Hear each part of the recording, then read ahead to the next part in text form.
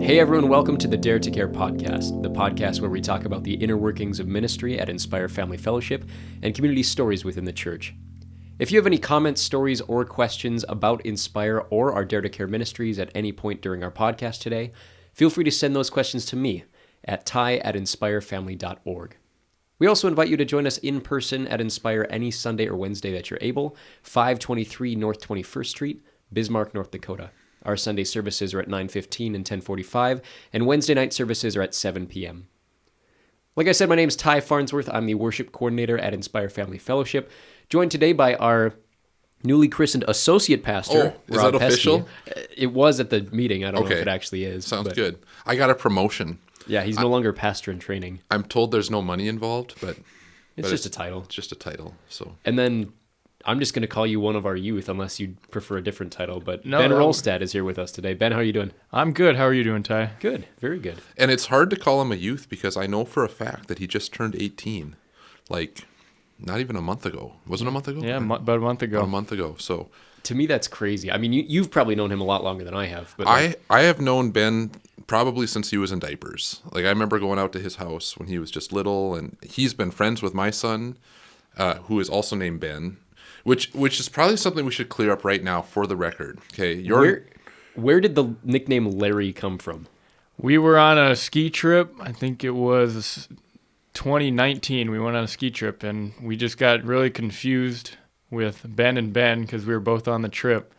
And I was playing on my Nintendo Switch, and there's a little character that guy that I made, and his name was Larry, and so everyone just started calling me Larry.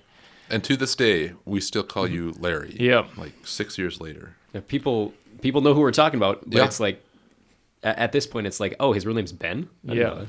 Well, on behalf of my son, Ben, thank you for accepting another name to make his life easier. Yes. We appreciate it. So Ben is here today because also about a month ago, he got confirmed at our Ignite service, and his testimony I just thought was beautiful and it was incredible. And I know not everyone goes to Ignite and not everyone could even be there that specific night, but we just thought this is such a great story. We want to tell it again and put it somewhere where we can keep it and also where we can share it with other people in the world. So Ben, if you don't mind, could you just give us a little history on who you are, where you came from, and how you ended up sitting in a dimly lit room in a little church on 21st Street in Bismarck, North Dakota? Yes, I would be happy to. So I was fortunate to be raised in a Christian household. My dad took very good care of my brother and I and made sure that Christ was rooted in our hearts from the very beginning. We were very involved in our previous church that we attended, and I made a lot of great friends early on, and some of those friendships I still treasure today. And as I grew up, my dad remarried, and he married my stepmom, Crystal. And she was the one that led me to be a Christian. She walked me through the prayer and basically what it meant to be a Christian. And after that, we went to Inspire together, and we just enjoyed time as a family, growing in our faith together. Unfortunately, in 2019, my mom passed away from leukemia, and so that took a toll on my faith. I was really, really very fortunate to have Ernie help me out through that process because he was really good friends with Mom as well. And so him and I, we grieved together, we grew together, and we learned together and worked through this process together. And him, along with everyone else at Inspire, was really helpful during that time. And after that, I kind of questioned why God allowed that to happen. And it didn't occur to me until a couple of years later that it was a teaching point, and it offered me room to grow. And I did that with help from my friends and from my parents. And after that, I entered high school, got into a little bit of trouble with some friends and things that my parents weren't very proud of, and so I kind of grew distant from them. And after that, Wait a minute. You're saying in your teen years you rebelled against your parents? Yep. What? Never heard of that before. Yeah, none of us have ever done that before. No, Man. that's not part of this journey. But it's funny to say that to a guy who is still a teenager who's already talking about having moved past us. Sorry, I didn't mean to interrupt your story. You're good. But yeah, you're in good company, my friend. Yes. So obviously, you talk about the loss that you went through, and that was 2019, and you were 8th grade? I was 7th grade. 7th grade. You have that, and then the next year, COVID hits. And, you are shaped by all these circumstances. What was going through your head ahead of, moving into high school? Where were you at your relationship with your parents at the time? Where were you in your relationship with God? And kind of how did you rebel against that? And how did you work your way through it in addition to your parents? How did you do it yourself? Yeah, so my parents, as concerned parents, they put like restrictions on my cell phone to make sure I wouldn't do anything stupid. And when I got to high school and noticed, wow, no one else has restrictions on their cell phones, like, what am I doing that I can't have that? So yeah, my rebellion was that I had a friend who said, hey, I'll just go give you another cell phone. You just hide it from your parents and you'll have no restrictions on that. So that was that. Yeah, I had a cell phone, a second phone from like the fall of my freshman year to the spring of my freshman year. So for about 7 months there. Then when they found out that I had that phone, that's when they grounded me for the first time. And then immediately after that, I thought, okay, well, I'm just going to go get another one. So I had another friend that just offered to give me another cell phone. And that I had that one for 8 months. And so I just thought, you know what? I'm just going to take fitting into my own hands. If I'm going to be the weird kid with restrictions on my phone, then I'm just going to completely blame that on my parents and make them seem like the villain of my story. But really, they had those rules in place just to help me out. It wasn't really like a loud rebellion. It was quiet because I was deceiving them with what I was doing. Because I had rules that they had set in place that I didn't want to follow. And so I just decided to go around them, and it ended up coming back and biting me in the butt when they finally found out I was deceiving them. And when they punished me, it was very confusing because they noticed that I had gone off the path of my faith, and that's part of the reason why I rebelled. And so they wanted to help me out and help me get back onto the path that they had set me on earlier. And so to do that, they encouraged things like regular Bible study, taking notes at church so I paid more attention, and just like filling my life with Christian-based media, things like that. And at Inspire, a lot of people helped me out through that. Josh and Jordan Upgren were very helpful through my struggles there. They were very insightful. So what did they do for you? I'm just curious. They would always notice if I was having a bad day, and they would offer to talk to me about it. And we would just talk, and I could talk about whatever I wanted, and they would just be insightful. And because they're almost 30 now, mid-20s, 30s, and so it wasn't that. I hate that.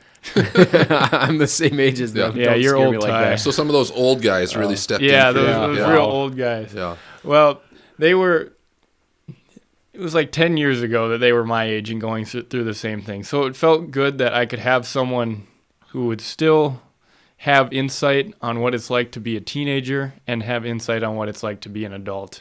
Yeah. And so I was very fortunate to have them through that. And then I continued to work on my faith with them and my friends. And we went to camp a couple of years in the summer. Yeah, I'm sorry to keep redirecting here. Tell us a little bit about camp, because, as a church member, we hear about it all the time at services, and we talk, the kids went to camp, the kids did this, and I'm too old to go to camp. I hate to say it, but it's not going to happen. Can you tell us a little bit about what camp has meant to you or what you experienced there? Or? Yeah, so camp has always been a really powerful week. It's in the summer, so youth group only runs during the school year. Right. And so there's that summer break where you're not really getting much unless you actively seek it. And so that week at camp is, I think, really impactful and important for a lot of people, because I don't know if they have services in the morning and in the evening every day for a week. And it's just so great because it kind of like catches up on all the weeks that you missed, like enjoying it on Wednesday nights. And it's just, there's powerful messages from many different speakers. really great music. And that's just the chapel service. Outside of that, we have youth group time. We have team time, which is where we kind of break off and make groups with other churches. Mm-hmm. It's like 2 people from each church, and then they all make a group. And we get led by someone, and we hear a lot of different insights from what other churches, what their opinions are on certain subjects. And we meet a lot of great people. And I mean, aside from all the, I guess, churchy stuff, if you want to call it that, there's a lot of fun activities that you can do, staying up late with your friends, talking about really whatever. We've had a lot of deep conversations late at night, again, with Josh and Jordan. They've been chaperones there. And Ty was a chaperone once. I don't know why he hasn't come back yet. He must have lost too much sleep. Yeah, marriage and a kid, something like that. But I think I was at the one, was it your first summer at camp? Yes, that would have been my first year. I think of you then versus you now. And, aside from camp even, like the amount of personal growth that I've seen out of you in the last 3 years is incredible. Just you talk about the maturity level, the way that you've really dug into your faith, especially, all the things that you've gone through is really incredible to think about that just 3 years ago. Not that you were a completely different person, but to watch the growth that you've made is really incredible. And measuring that through the lens of camp and each summer that you go, that sort of thing. Yeah, that's really important. So anything else you want to say about camp? I think what Ty just said was great, is using it as a lens to see how much you've grown throughout the years. Now that you've mentioned that, I can definitely see how I've grown over the years and gone from being mentored by older kids to being the older kids that's doing the mentoring. That's my favorite part of it. Yeah, and we see that every day from stage there. You're part of this kind of group of kids, and you're part of the core ministry team, officially licensed, sanctioned leadership team on our youth group that Kate runs, but there's a bunch of you in there. And it is really neat to see your generation taking responsibility for the next generation and inviting them and including them and making them part of whatever it is you guys are doing. That's been really cool for me to see. And I see it every week on Wednesdays. Is I walk into I do my rounds at the 5:00 hour where I go between the coffee shops, and every time I'm in the high school coffee shop, you're always there. And whether you're doing homework or socializing, you have a way of making people feel welcome. Whether you do it through your leadership role or behind the desk at the coffee table, or it just seems like you are making the effort to make people feel involved, which is really cool. And then we see that in the service. I don't know if you see that as much as I do, but right in front of me, every Wednesday, I see you and Karsten bringing the younger kids in, not even just middle schoolers, but bringing the elementary kids up and being a fantastic example of what it means to be not just a child, but in your case, a teenager in worship, what it means to worship and have that positive relationship with God. Yeah. So I'm going to pivot a little bit, and this isn't something that we even normally do. Okay, we've heard your story, and that's great, and you can tell more of your story, but I'm thinking about our listeners, and I bet a lot of our listeners are parents and have kids of their own, and varying ages, all the way from adults down to real little kids. You mentioned going through this rebellious teenage period of time, and your parents laid down some rules for you. And I don't want to embarrass you or your parents or anybody, but just for someone who's so close to that, and me speaking as a parent, how can I as a parent help my kids through these teen years? Like what worked on you? And again, I don't want to embarrass anybody. What didn't work, or were there things that you just had to get over, or if you could tell your parents what to do, this is your chance, and we'll record it and we'll broadcast it to the whole world to hear. No. But do you get what I'm asking? Yeah, I get the premise of the question. Is there anything you wish your parents had done differently during that time? And we don't say that in judgment, because we're all people, we all make mistakes. But right. If you could go back and do it again, what conversations would you have with them? Yeah, so I think I mentioned that I was rebelling and deceiving them for about 15 months. It was actually in a 7-month period and an 8-month period. And after I got found out, after the 7th month period, they just grounded me like they typically do. No TV, no video games, no going out with friends, stay at home, things like that. Just a typical grounding. That did nothing to me because I immediately went back and started deceiving them again. Mm-hmm. And so then after that second 8-month period was when they really were like, okay, that didn't work the first time. Here's what needs to change. Mm-hmm. And so I think what they did the first time, it didn't really feel like a punishment because, well, I worked with my friends all summer. And so I just spent time with my friends all summer. And it's like, okay, you're not really punishing me because I'm still here with my friends at work. But then the second time when they, punished me and everything ended for good, that was when they decided they're going to walk alongside me in this journey. Oh, interesting. And they're just not going to, okay, here's your rules, here's your punishment, go figure it out. No, they would check in on me at least once a week. They would make sure, it's not like homework, but making sure I'm reading my Bible and doing Bible study.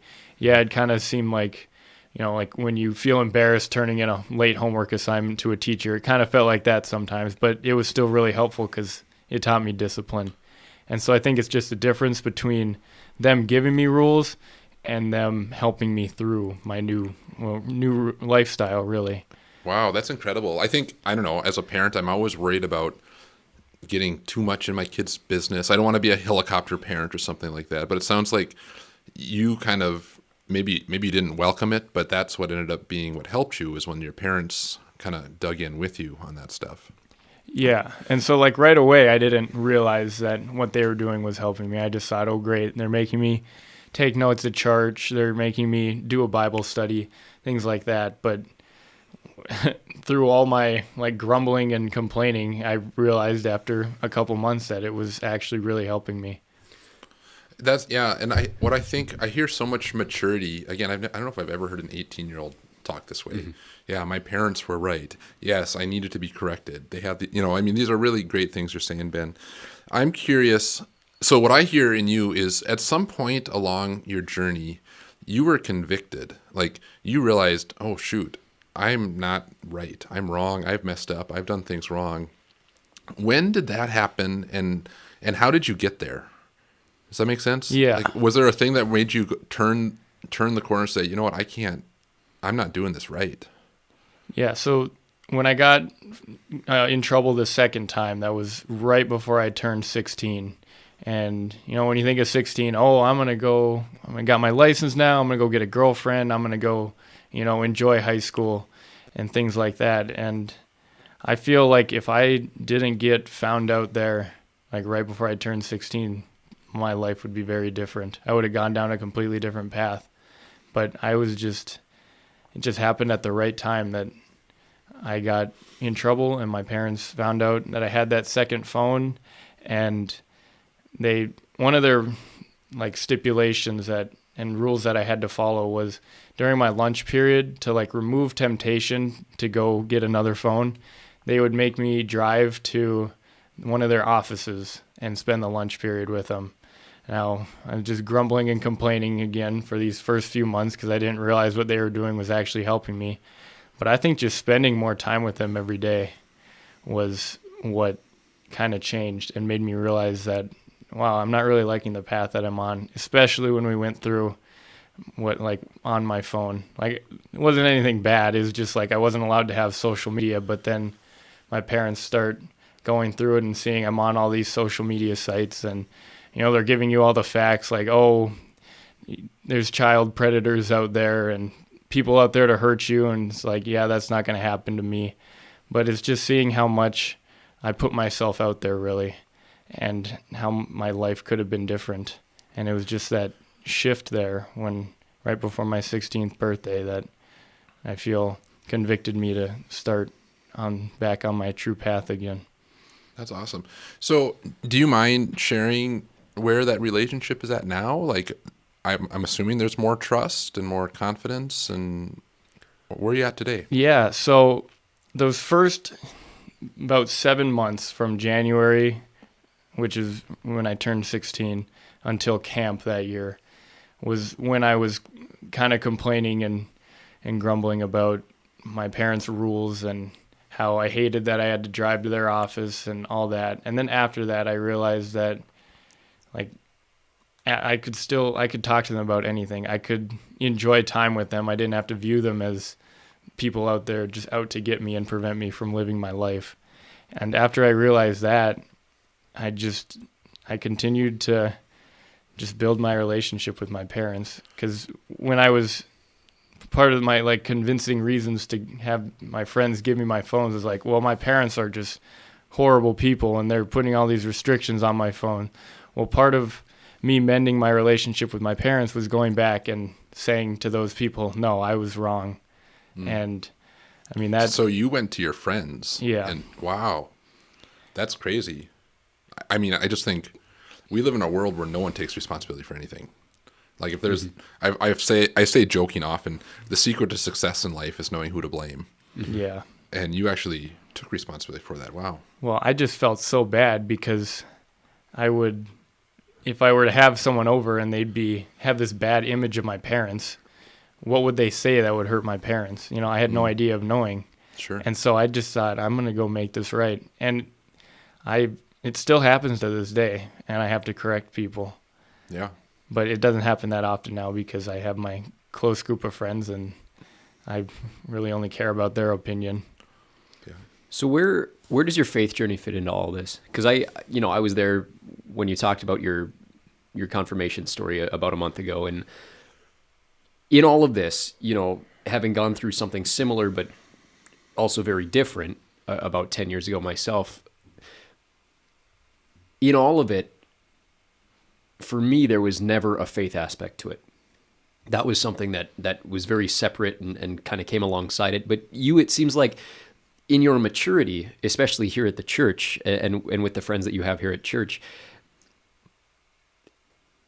every step that you grow in seems to deepen your faith. Where was God in all of this anger for you? And how did you come back into relationship with him? Does that make any sense? Yeah, I would definitely say it was lost as soon as I said yes to getting that first phone. It was still there. I put God in a box, like a lot of people talk about. Like, oh, it's Wednesday night, time to take God out of the box. Oh, Sunday morning, time to take God out of the box. But the other days of the week, he was back in the box.